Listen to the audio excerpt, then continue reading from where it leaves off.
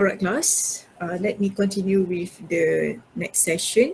That is on chapter 13, debt management in the retirement planning.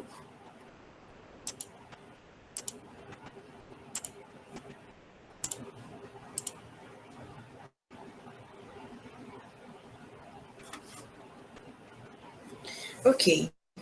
For the purpose of this topic, I'm going to be very focused on the housing loan, on the share financing. We're going to look at overdraft and also the prepayment for the housing loan. Okay, this is going to be quite a brief topic for us. All right, so if we look at the housing loan, okay, housing loan, this is a long-term loan. This loan normally will be offered to the buyer, okay, to the client of the bank.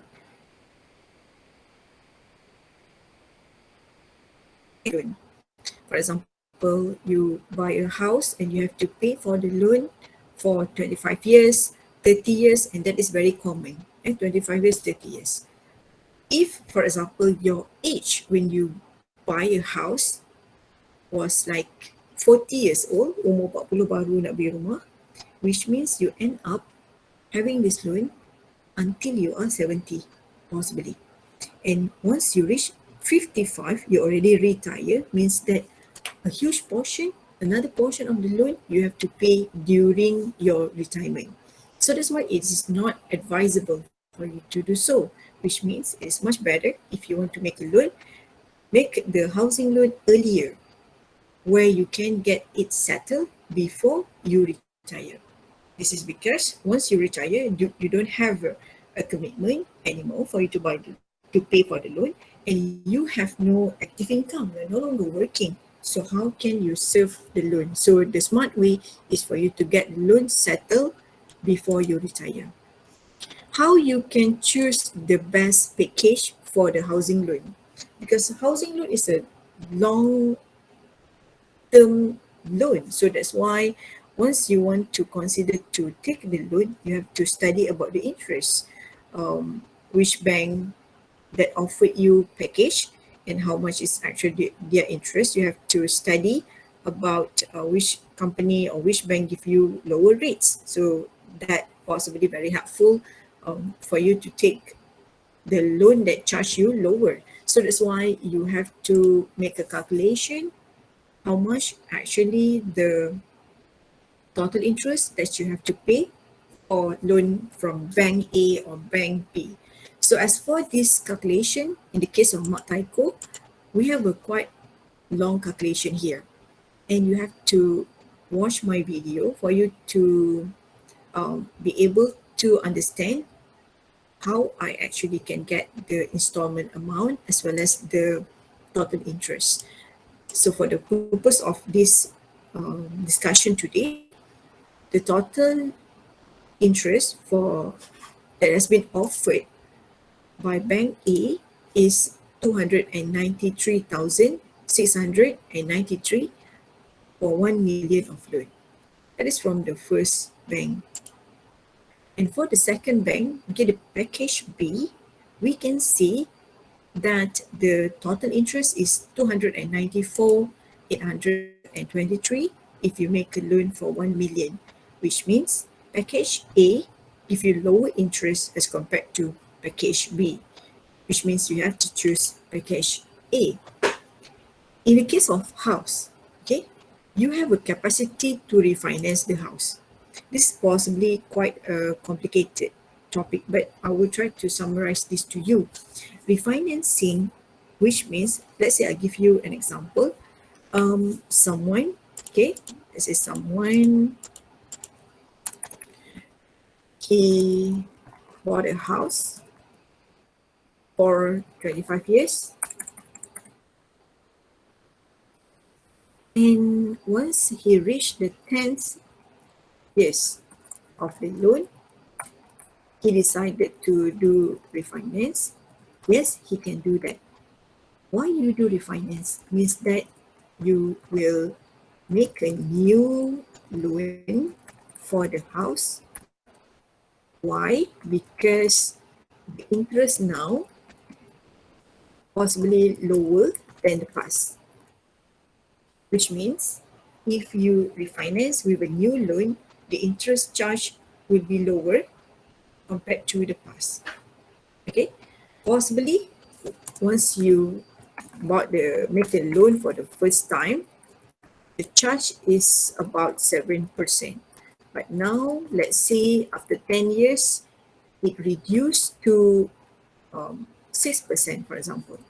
So it is also good for you to do that, means that you can enjoy lower interest rate with a new loan.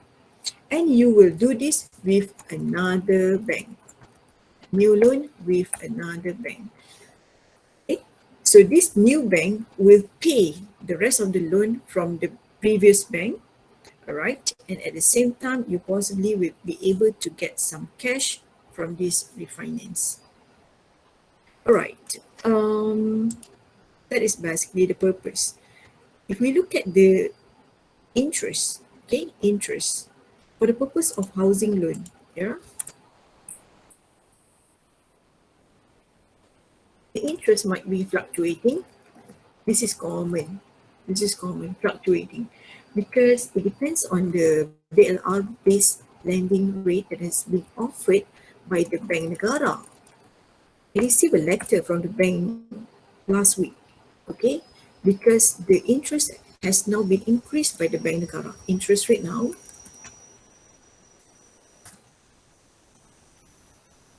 kenapa the interest rate has been increased? Because of a high inflation in Malaysia. They want to control the inflation, so that's why they offer higher interest rate. They charge higher interest rate, so people will start to think before they spend.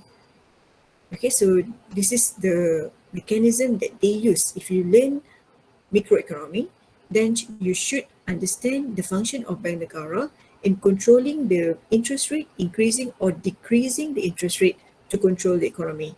If, for example, the inflation is high, then they will increase the interest rate so that the price of the goods will be stable. People will think before they buy. Okay, if, for example, in the case of recession, they will reduce the interest rate so that people will start spend, buy things more, which will make the economy will be more lucrative. People will start to buy things and it generate a job. Yeah, it reduce the unemployment, because if, for example, you buy cars, then the company or the manufacturer of the cars, they need a worker to produce the cars, so it will actually stimulate the economy in the right way. So that's the job of the bank. But as in our situation now, the rate is now has been increased because of the inflation in our country, and also not only in Malaysia. This morning when I read the papers, um, the same mechanism, the same step has also been taken in the United States due to high inflation. Okay, jadi memang satu dunia sekarang ni tengah ada masalah inflasi. So if we look at the prepayment charges, this is what I already told you. So let's say you have a loan of house for RM 400,000, and let's say the tenure is for 30 years. You have to pay the loan for 30 years of service. And during the 10th years, for example, of the loan, you think that you have cash and you want to make a prepayment, you want to get this 400K settled, or you possibly want to make a partial prepayment. So let's say you have a remaining loan of 300K, for example, and at the same time you have cash like 200K. You want to make some portion, you want to get some portion of the prepayment settled. You want to make sure that the loan, some part of the loan settled. But if, for example, this is the situation, the advice is not to do that. As I already told you, you have to use that 200K. Possibly you can invest in a better financial instrument for you to get a dividend, for example, rather than for you to pay for the rest of the loan using one shot prepayment. As I already told you in the beginning, um, the amount of money that you pay for the interest is now getting lower as compared to the amount of money you pay from the beginning of the loan. All right. Another type of loan is overdraft. Overdraft is where if you have a current account, if you have a current account with the bank, you will have the facilities of overdraft. Okay, which means let's say you have a balance in the current account of 100K, you can withdraw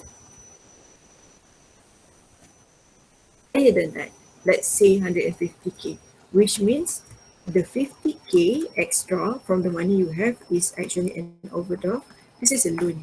And this is a loan.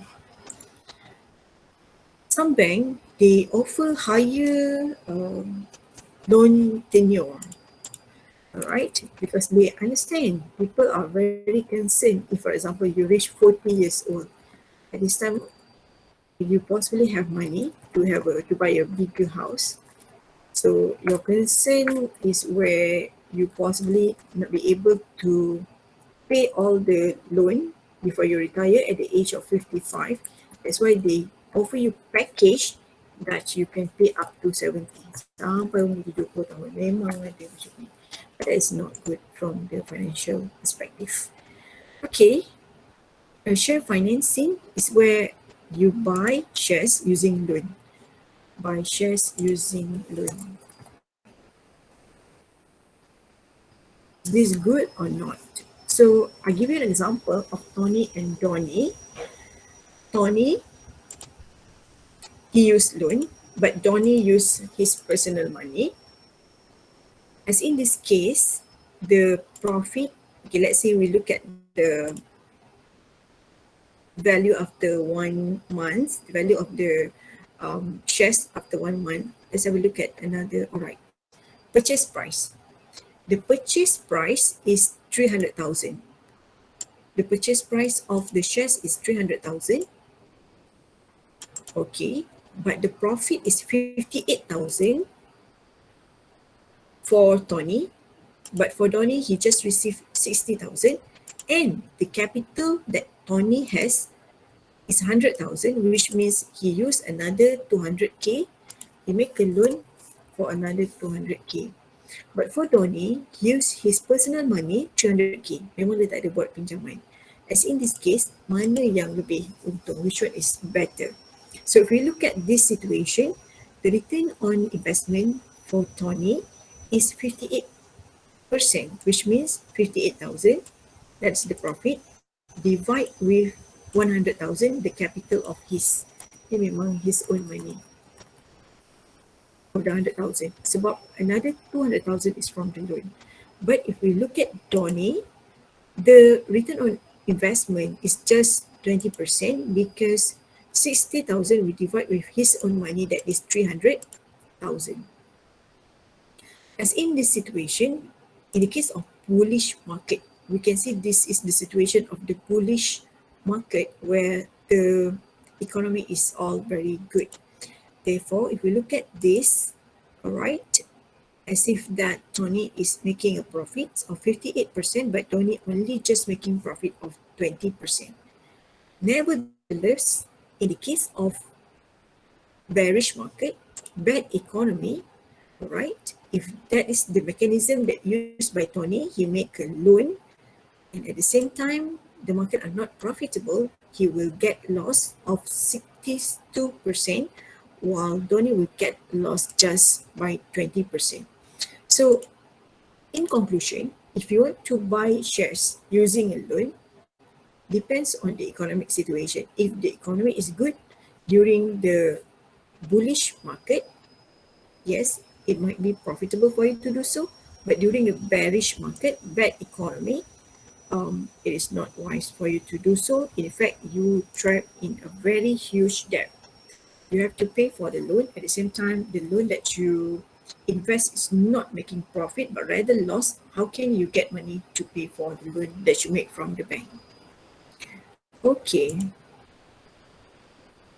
this is the example of the partial prepayment of the housing loan, similar to what I've already explained to you about the car. Partial prepayment or the full settlement of the housing loan is not profitable, and better not to do that.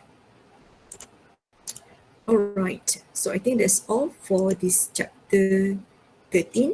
Okay, I'm going to continue with the last part that is on your project paper, basically related to the retirement planning.